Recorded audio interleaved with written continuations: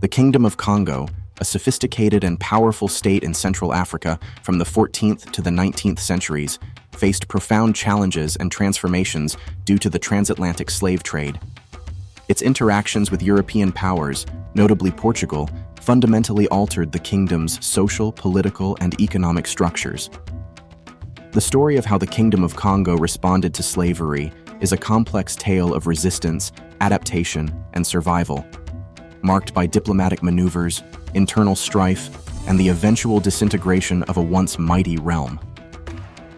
Before delving into its response to slavery, it's crucial to understand the Kingdom of Congo's pre-slavery context.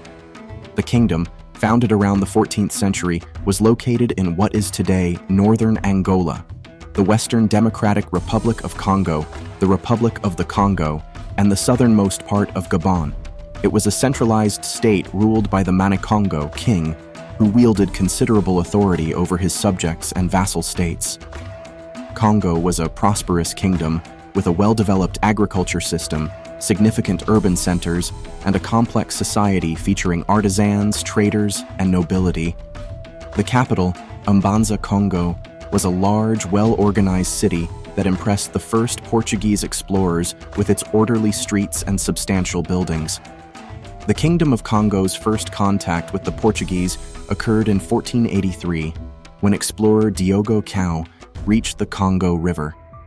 The Manikongo at the time, Nzinga Ankuwu, established diplomatic relations with Portugal, intrigued by their technology and Christianity.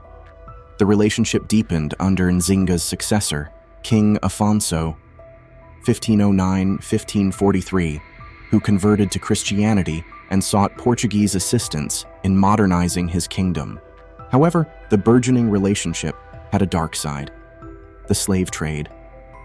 Initially, Congo's involvement was limited, and the slaves traded were primarily war captives and criminals. King Afonso I, seeing the potential dangers early on, attempted to regulate the slave trade, limiting it to legally condemned criminals. However, the demand for slaves in the burgeoning plantations of the Americas escalated dramatically, leading to an uncontrollable trade that increasingly drew on innocent subjects. King Afonso. His correspondence with the Portuguese king is a poignant testament to his growing despair and helplessness as he witnessed the degeneration of his society due to the slave trade. He lamented the corruption among his officials and the destabilization of his kingdom. In numerous letters, he pleaded for an end to the unregulated trade, which he claimed was depopulating his kingdom. Make sure to subscribe and hit the bell icon for more interesting content. Despite his efforts, including implementing stricter regulations and appealing to the Portuguese crown, the slave trade continued to grow, often illegally and beyond his control. The Portuguese settlers and traders, driven by profit and increasingly powerful, were reluctant to adhere to Afonso's regulations. The unchecked slave trade exacerbated internal conflicts within Congo. Rival factions, often supported by Portuguese traders, vied for power, leading to a series of succession crises.